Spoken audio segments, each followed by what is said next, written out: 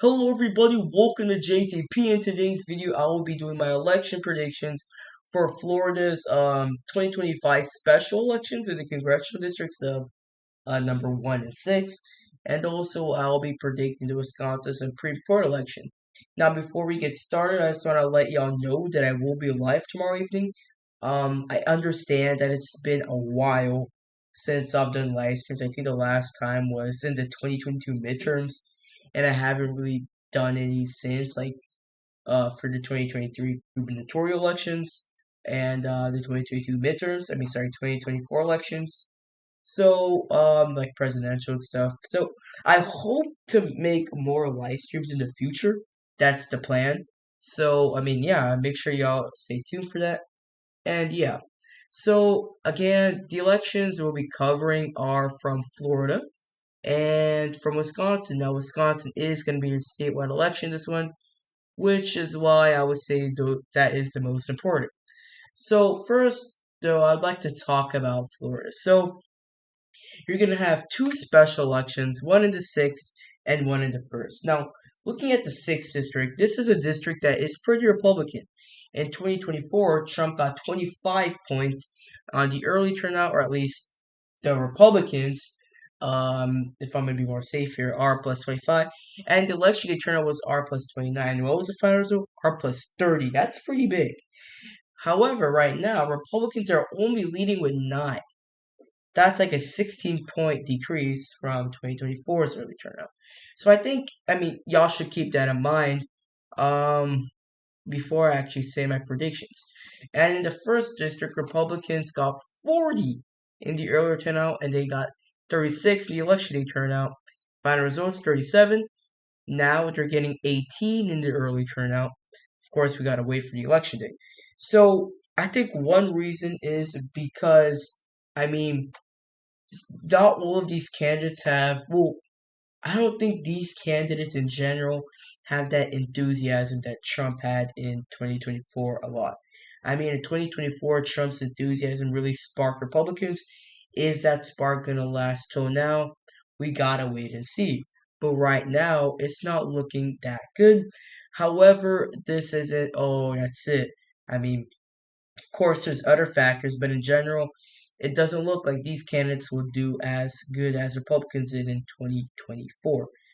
Now, to show y'all the actual overview of these elections, if we look at the 6th district, the Republican is Randy Fine, the Democrat is Josh Will, and this is going to replace Mike Waltz, a Republican. So this is a Republican district, and is well in general expected to stay Republican.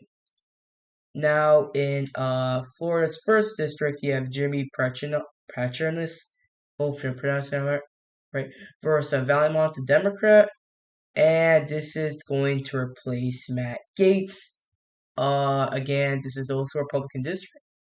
So I guess Democrats have two opportunities to flip two seats, which are vital in control of the House, pretty much, and will really help um, in 2026 for them if they manage to flip these two seats, which is very unlikely. So, before I say my predictions, my actual predictions, I'm gonna start with, let's say Wisconsin. But just to clarify, when I said vital for control of the House, I mean, let me rephrase. I mean, if different bills come, of course, two seats can really make a difference when it comes to different items. So yeah, now let's start with the 2025 Wisconsin Supreme Court election. So this is between Susan Crawford and Brad Schimel. If I'm pronouncing that right. So there's not really a party per se between it's Democrat Crawford versus Republican Schimel, and this is the actual election party. That's not really the case. It's more like Democrat aligned candidates and Republican aligned candidates. Schimel is the Republican aligned candidate, whereas Crawford is the Democrat aligned candidate. And if we scroll to the polls here, polling here, it seems like Susan Crawford has been leading a lot. I mean, you can see this Crawford plus 7, plus 2, plus 8, plus 6, plus 5. But earlier it was getting pretty tight. Now, I also want to show y'all the previous election. This is in 2023, where Janet Prestosky was defeated Daniel Kelly by 11 in 2023. And I think this really proves to say not every Republican candidate in Wisconsin can appeal as much as Trump. Of course, you have candidates such as Ron Johnson, who is the current U.S. Senator, rather, who can get some votes, but I wouldn't say every candidate can really inspire voters like Donald Trump. So without further ado, let's go ahead and jump into the map. So this is a map that I have. This is my prediction.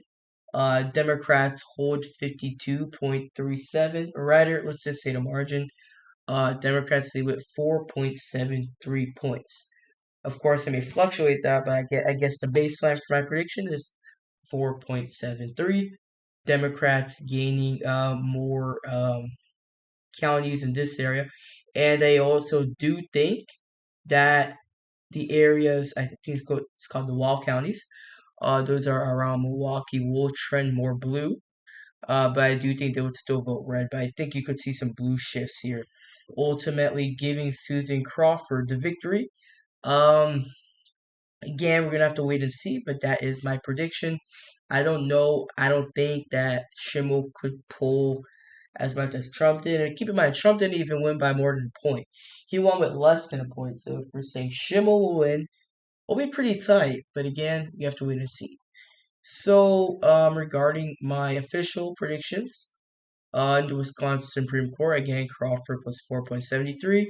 Of course, blue means Democrat, red means Republican.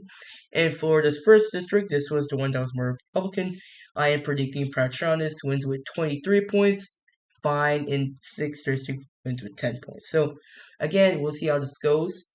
I hope y'all at least stay tuned. I mean, for tomorrow's live stream. I don't know if anyone else, at least major, will do this besides major news networks. But yeah, it'd be good to have y'all along and I could do some commentary and stuff. And yeah, well, hope to see you on the next one. Bye. Thank you.